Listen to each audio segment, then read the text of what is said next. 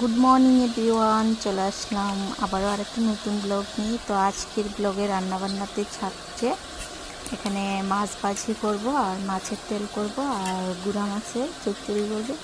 তো সবগুলো রান্না তো আজকে শেয়ার করতে পারবো না, তো আজকে ভাবতেছি যে মাছ রান্না করব।